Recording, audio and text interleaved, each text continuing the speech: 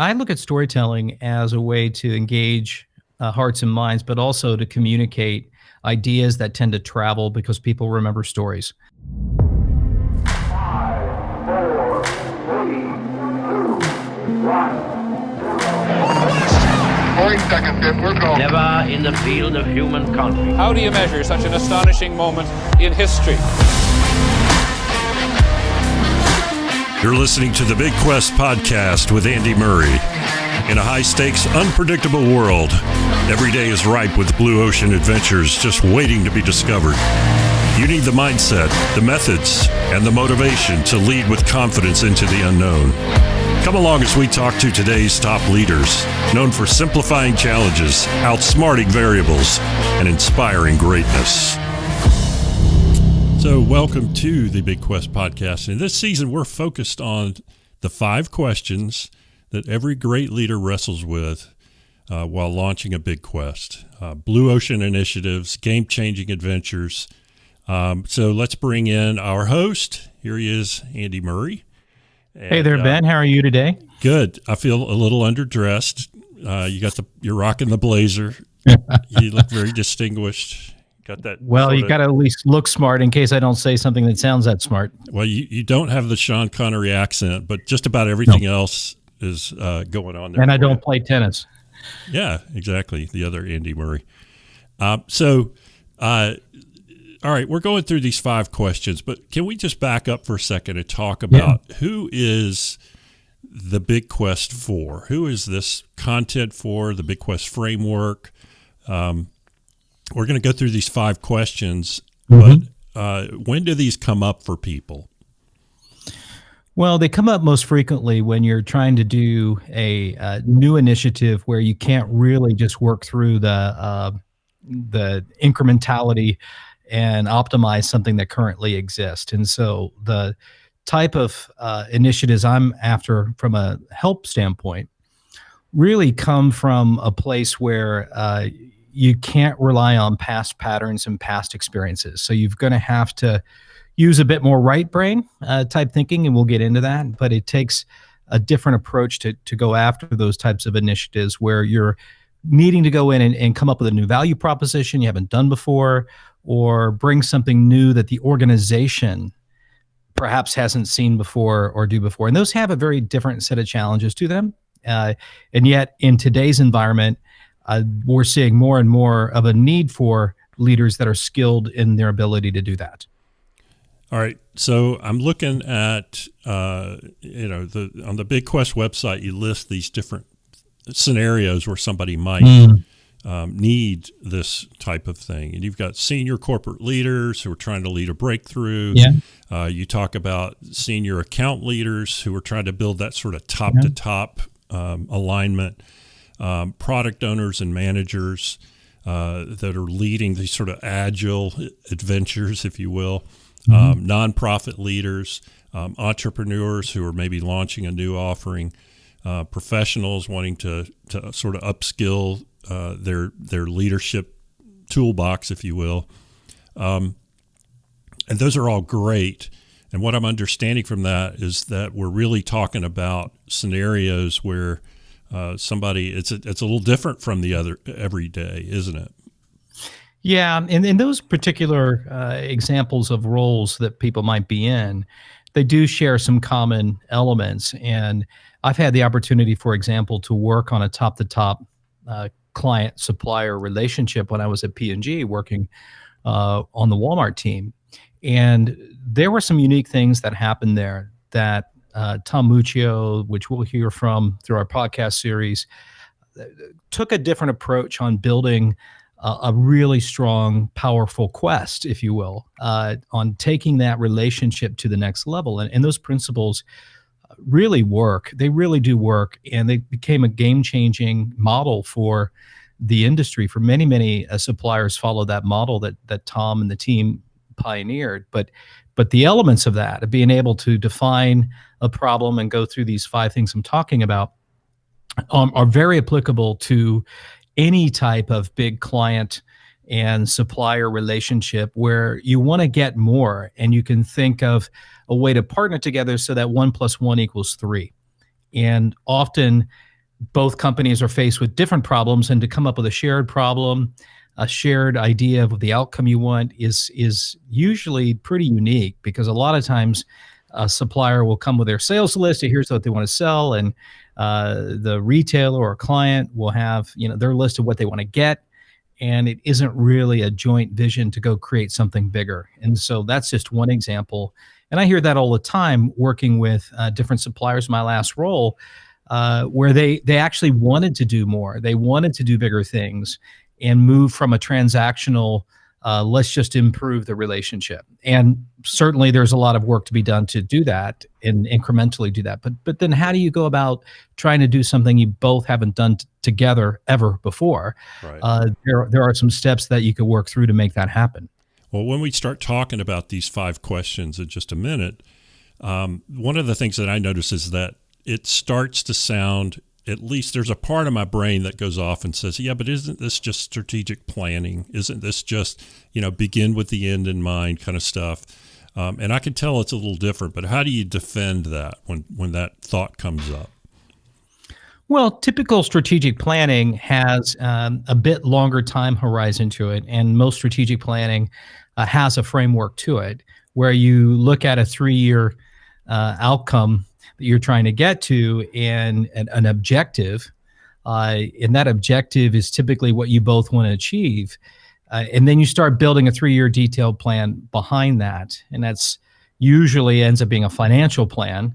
And I've said before, I think sometimes those 3-year plans are built to make astrology look credible, because down deep that that's not really based on something that inspires and motivates. And most strategic plans don't consider one key element, and that is, how do you engage the hearts and minds of an entire organization that needs to get behind that and make it really happen? And today, very few strategic plans are going to spit out an outcome that says the top down can make it all happen by themselves.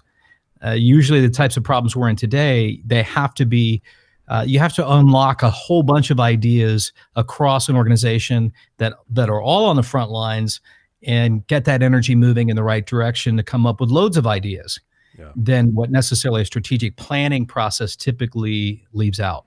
Right. And one of the things that you talk about early in the process here is, just the need to sort of pause and think about, gosh, why would I be spending all this time to identify the problem, to clarify the problem? And I'll just, as we get into this, the first question, you're really talking about the difference between right brain and left brain thinking, and how, the human brain is kind of wired to analyze problems efficiently, but not always effectively. So if you're a left brain person, this is really an invitation to sort of view things differently. And it seems like, as you pointed out, most leaders are sort of left brain thinkers. Why do you think that is? Well, I think it's for a very good reason. A very good reason, and that is we want to be successful, and with an achievement-based mindset, which is different than maybe wanting to do something original. But if you're trying to achieve results, the smart and wise move would be to pull from things that you might have done before in the past that work. You want to pull from your memory banks of repeatable patterns and things that you can spot quickly, and you got to move at pace. And so a person that wants to achieve quite a bit in their career will typically focus on the things that don't invite in more risk or don't invite in more uncertainty. That's the last thing you want to have added to your set of challenges, is to do that. And so we've rewarded it. Actually, most corporations are set up to have a bit of a bias against creativity and original ideas, because you want to go after what's certain and what works. And so that desire to achieve is often more powerful than the desire to do something original. And the downfall of that is, as you point, I've heard you point this out too, is that meanwhile customers are making decisions not so much on a rational basis, but on a part it's not necessarily emotional, but it includes a lot. And I think one of the things I've heard you talk about is the way that this whole process, the bigQUEST framework, is really a leadership strategy or framework that allows you to include that sort of right brain component as well. Yeah, it is. I mean, I think that's certainly, you can't do this with a kind of a left brain planning mindset, because you have to address things that take you to some unknown spaces and let your preconceived notions be set aside on what's going to work or not work. And that starts to activate the right brain. And I think when you look at what's happening, yes, there's some really clear, big strategic objectives, and strategic planning process will kick those out. And I think that's still necessary. This isn't meant to replace strategic planning. But once that senior leadership team or that entrepreneur, defines those big things they have to go after, we do have new processes at the bottom, which is called Agile, which is getting rolled out, and it's obviously on trend and on fire right now. Agile is getting rolled out everywhere, which kind of came from the pure play place, but it has the core elements, the essential elements to put new ideas into play with the test and learn, a scientific model to go explore new ideas, hold back your assumptions on what's going to work. So the bottom elements are there, and the top objective there. It's the gap in between the top and the bottom that doesn't really give leaders, mid-level leaders, senior leaders, the tools to be able to connect those two worlds. Yeah. And so that's what's the piece that you've got to have that I feel has been quite missing. One industry that has done this famously is the advertising industry, and both you and I both have some background in the advertising world.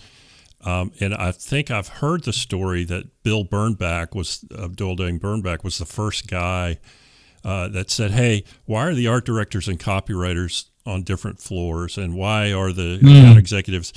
And really, it's you got to look at the advertising industry as a great example of an industry that has not separated or gone completely left brain or right brain, but they're constantly sort of managing the tension that exists between them. And really what you're describing is, yes, strategic planning is important, and but let's not check our brains at the door.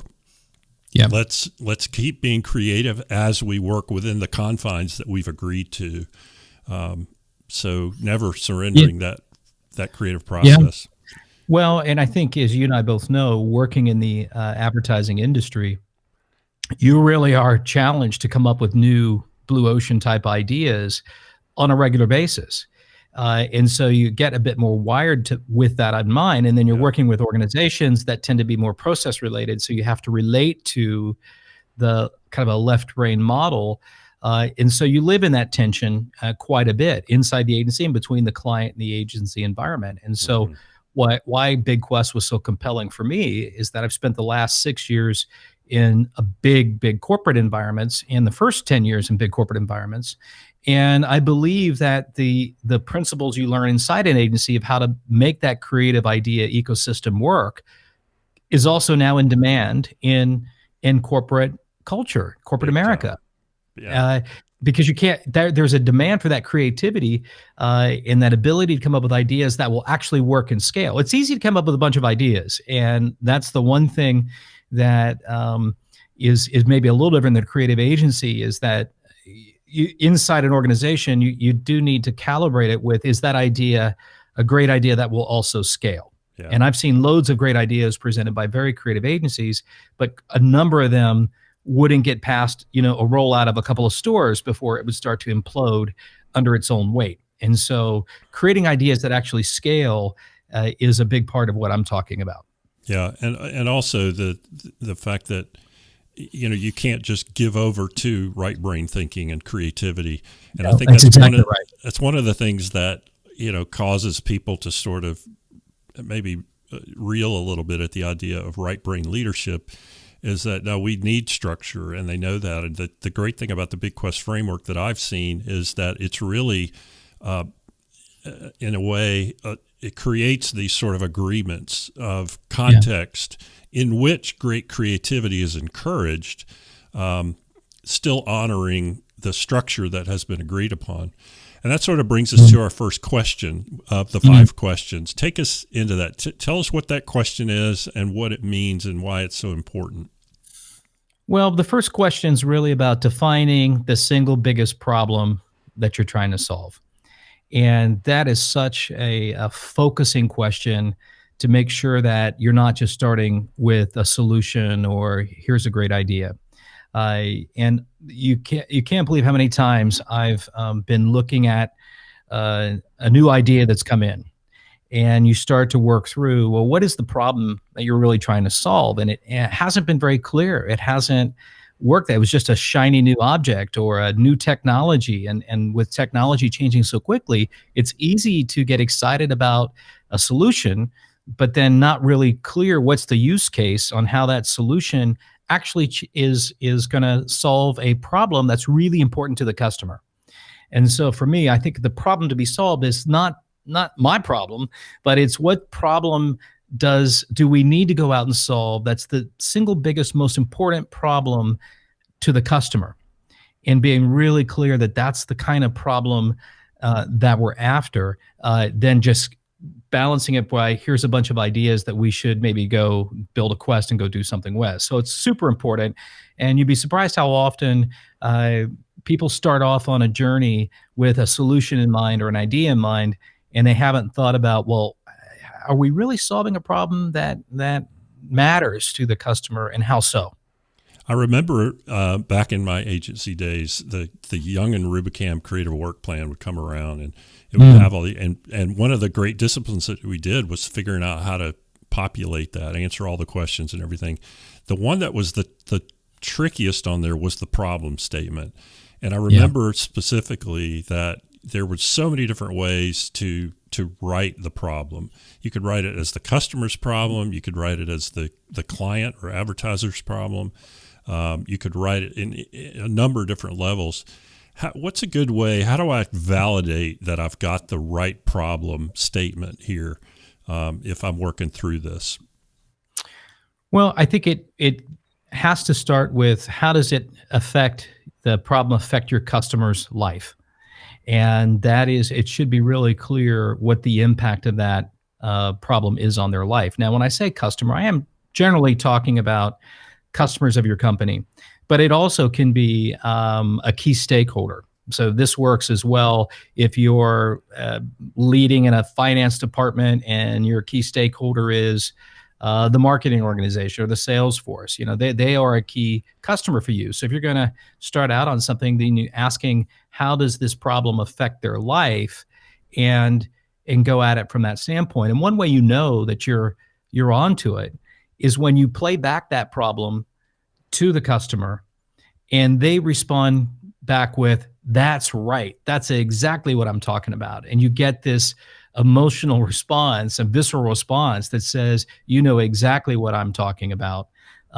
When you articulate that problem back, that's exactly what I'm feeling. And that comes from being great at empathy. And we talk about mindsets, the mindset of being able to be very empathetic as a leader to make sure you can get to that space where the customer is giving you that visceral response back. Well, all of those things are, triggers or symbols of the right brain thinking. You know that you're thinking, including the right brain, not completely right brain thinking, but you've included the right brain component when somebody responds viscerally and when you are incorporating empathy into the equation. So 100%. Yeah. And you know what you get into, why this is so hard sometimes and different, is, like you said, we look for these patterns and we want to play the pattern that we've seen before because our brains are trying to spend our brains are mentally lazy, right? We want to spend the least energy we have to on solving that. So we look for that. And it reminds me of what I heard once around how big 52 factor is. And let me explain. If you take a deck of cards, this is hard to get your head around, but if you take a deck of cards and you randomly shuffle it 3 or 4 times, the idea that you're holding a deck that someone else has held before in that same order is 52 factored, which is 6 quintillion. 6 quintillion. That's the odds that you're holding a deck of cards that had ever been shuffled before or will again. And to get your head around 6 quintillion, you would have to go around the globe and place a dollar bill to cover the earth, the whole surface of the earth. And you do that until you reach the height of Mount Everest, and then you turn around and do it again. And now you're starting to make a dent into how big 6 quintillion is, just to give you a look at that. But if you actually take that deck of cards and look at it, there's 52 variables there that you're dealing with, that the same 52 variables been there forever. You know, four different suits and 13 cards. Those variables are consistent. So if you didn't know that in terms of how the data really works, the way that math works exponentially, you know, it's very easy to say, oh, I've seen that deck before. I've played that hand before. I know. Well, probably not. The variables are always dynamic and changing every single day. And so that's the fallacy of trying to reach in and pull these set patterns, is the variables we live with every single day are so different and dynamic, especially in the uncertain space we're in today, that it's very difficult to find a pattern that you could just pull out and execute quickly, even though the variables feel familiar. Yeah. They feel familiar, but the patterns and how they go don't operate that way. I mean, I'm just reading a book that I found fantastic. It's come out by Maria Konnikova, and it's called The Biggest Bluff. And she is a psychologist that decided to try to get in the World Series of Poker within a year. So she got with Erik Seidel, who is the won World Series of Poker several times. He's got several bracelets to coach her on how to do that. And the thing about poker that's so interesting is you've got a pretty straightforward game to play, but there is uncertainty because you've got luck. And then you also have skill, and you have to put luck and skill, uncertainty and skill together to learn how to play that game and play it well. And so she asked him in the book, you know, what's the most important advice that you can have, that you can give to be a champion at this game? And he came back with 2 words: pay attention. Pay attention. And it's about the power of observation. It's a very right brain game to win, even though it might feel like it lives in a high math, high analysis type space. And a lot of those guys are high math, high analytics and algorithms to calculate best odds of playing any single hand a certain way. Yeah, they do win well, but he wins by paying attention. And that is a very right brain thing, to be able to observe and understand.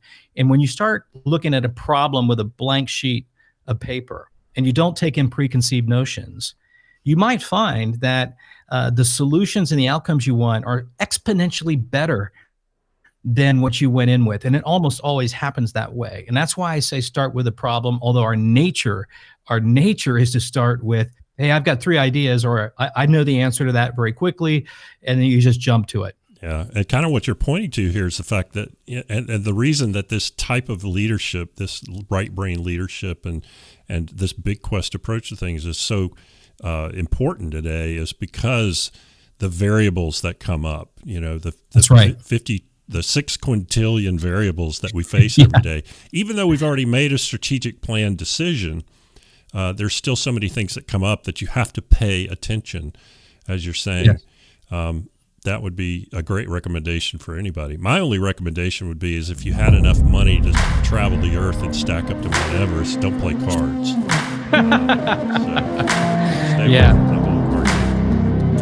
The bigQUEST podcast with Andy Murray will return right after this break.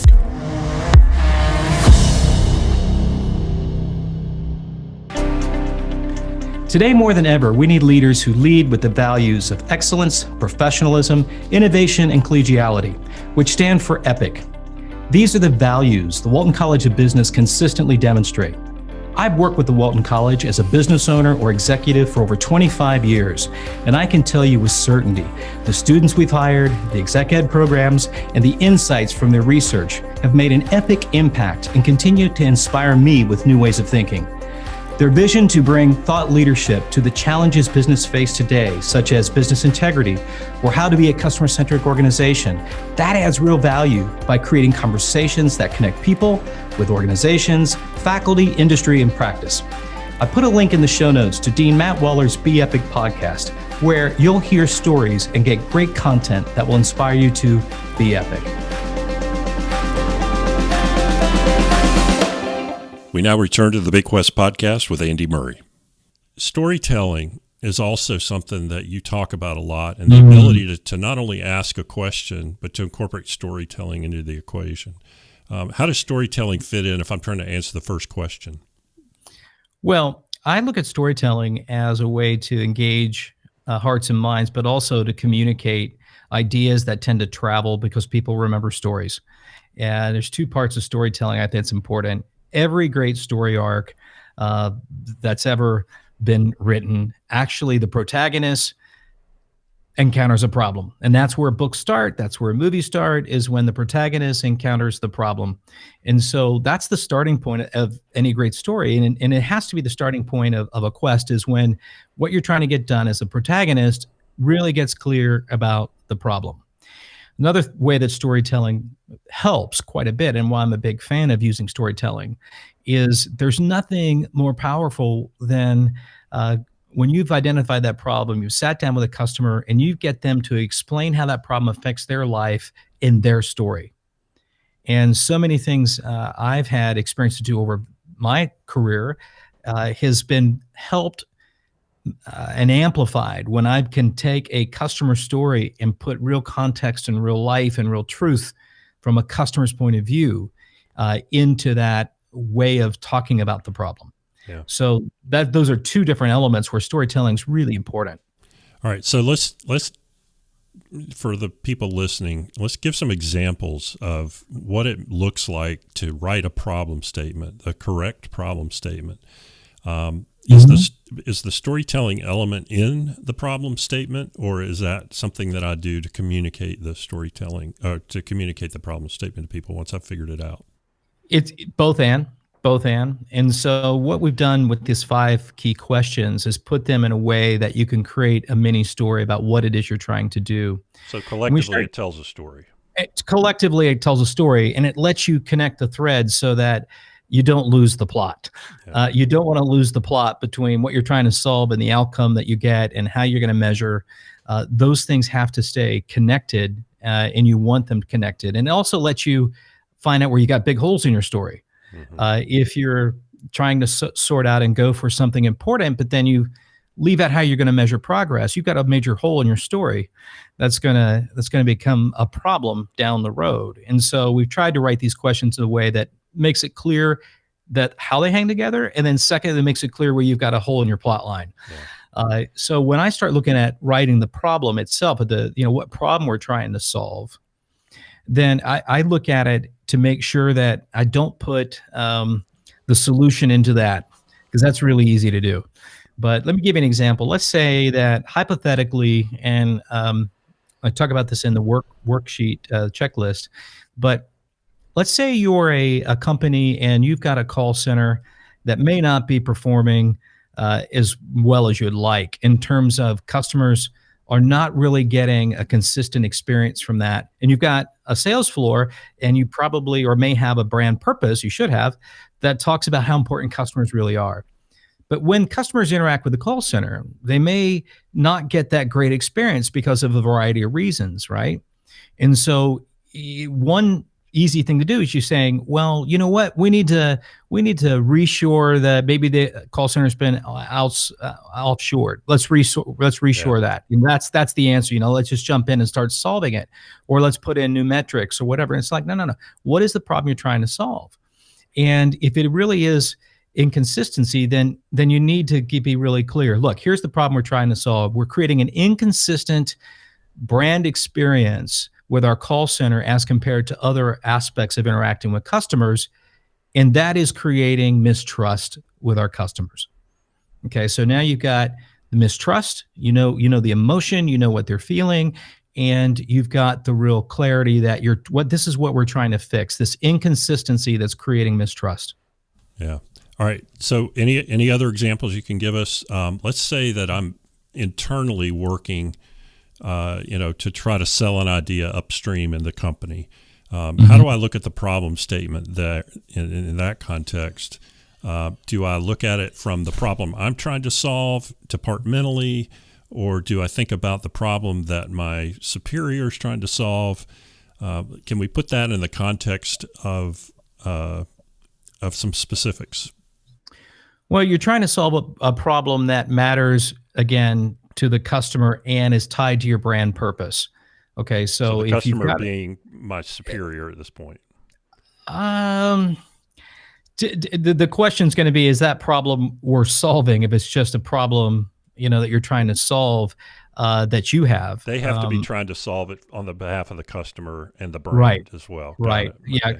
Yeah. I'm talking about, if it's a simple problem that is like, we need to reduce cost. Okay. Right. Well, that's not, you're really then talking about areas that there's a lot of data versus where there's not. And so the first thing I'd look at, Ben, is to say there are two types of problems. There are complicated problems and there are complex problems, right? And so a complicated problem is the data is there. It's just a lot of it maybe to sort through, but it's complicated on how to put it together. That I would call a puzzle. Yeah. And you got to solve a puzzle. It takes work, but there's a way to go about that that's pretty straightforward, right? You find the edges, the corners first, then you start putting the pieces in.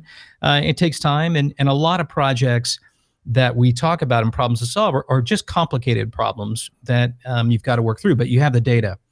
The complex problem is you don't have the data. That's the key thing. You don't know, and so I call that a mystery. And you solve a mystery very differently than you solve a puzzle. And so you've got the bigQUEST framework comes in. Exactly. Okay. Exactly. It helps you go into to solve that as a mystery. And maybe one of the best ways to explain that, I don't know, Ben, if you've ever gone through any of those escape rooms. It's really popular right now. If you take your family through an escape room. I'm afraid to go. I'm not. I was too, by the way, but I've been to a couple, and it's quite an experience to take with your family. Depending on what kind of personality types you have amongst your tribe, right. Or go with some friends, because it can really degrade into some challenging conversations. But you're really trying to go through it, and you get in there, you realize that there's like no instruction. You just got to get through this room, and how to get out of the room into the next room. You do have you don't have a lot of clues. You get a few clues, but what you're looking for there is what's not there. What's not familiar. What seems out of place. You're looking for the unfamiliar things to make connections and say, I think that might go over here with that. And that takes, as Erik Seidel says, that you have to really pay attention. You have to really pay attention. And there's nothing that's going to be in your memory bank that's going to help you pull that forward to say, oh, I've solved this one before, because they're really difficult problems to solve. But they take imagination, and they take the ability to absorb new things and powers of observation to get through it. That's what you have to do when you're solving a mystery that's very different than solving a puzzle. Okay, so the first question again, what's the single most important problem that we can solve, right?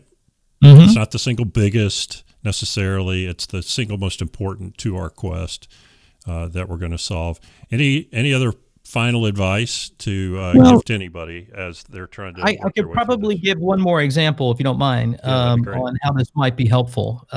When you look at a problem we were having with when we launched Olay into Saudi Arabia, we being Procter Gamble, and I was at Saatchi at the time, and the sales weren't going well because we assumed that we took a global brand proposition that this cured the problem of the 7 signs of aging. And that we thought was the customer problem. In Saudi Arabia. In Saudi Arabia. Okay. Because that was the global problem. That's what we thought customers wanted. But sales weren't taking off. And so we spent some time on the ground, the planning team from Saatchi, to go in and really understand the customer problem and what was the problem with the brand. And after 2 weeks of being in a home with a family, with a lady and her 3 more adult children, they built a relationship. They started talking, and after a couple of weeks, the Habibs come up, and they saw some things they didn't expect. They saw that there were some intricately painted faces, and it was beautiful, and started to have this conversation. And they said, well, then what do you use oil of Olay for? And they said, well, it creates the most beautiful canvas. And by digging in there, now you're a creative guy, a top creative director. I mean, when you hear a customer say, well, it creates a beautiful canvas, I mean, it's almost the copyright in itself. I love it when that happens. Love it when that happens. Exactly. But isn't it a powerful insight if you get that as a creative director to go chomp on to say, this is about creating a beautiful canvas. Man, that's a creative dream because you've got a clarity of what exactly did it mean and feel like in the customer's words. Yeah. And so that's what I mean by maybe that's where story comes in a bit, but that's when I get excited about, go spend some time, fall in love with the problem, because when you get into the problem, sometimes the epiphanies that come out when you really interrogate and do the archaeology to get to the root of it, often the answers are right there inside it. Real quick story. Brian Chesky, co-founder of Airbnb, when he was still with Y Combinator with Paul Graham, a company, innovation accelerator, he got some advice to go spend some time with his customers. He didn't have a lot of customers at the beginning. They're all in New York and he's in California. So he flies out and spends time interviewing host by host the handful of customers he had in Airbnb. And he tells a story about how remarkable it was to hear, when you really go deep into that, of how they use Airbnb to solve the problems, the roadmaps were all inside them of how to take Airbnb to the future, of where they needed to go. And that has become a practice of his, to spend that time really listening and talking. And then all of a sudden the solutions come from the customer themselves. Okay, great. So basically the lesson that we take from question number one is to slow down and really embrace the problem and think through it from every angle, including these sort of storytelling right brain angles. And the whole benefit of that is that you don't rush past it, that you actually get a chance to discover what the problem is. So I think that's a good place for us to pause here. Yeah. So that'll do it for this episode of the bigQUEST podcast. As always, visit the bigQUEST website, where you can find an ever-growing repository of valuable resources to help you simplify your challenges, outsmart the variables, and can celebrate those victories. Just go to thebigquest.com, and while you're there, be sure to download the free 5 Big Questions checklist to walk your team through the 5 big questions that every successful right brain leader follows when launching a quest. Hey, we at the podcast here are also on a big quest, so please like and subscribe and share this episode with your friends and colleagues. And be sure to join us in the next episode, where we'll explore question number 2. For Andy Murray and the rest of the bigQUEST team, I'm Ben Ortlup saying thanks for listening. Until next time, think big and quest on.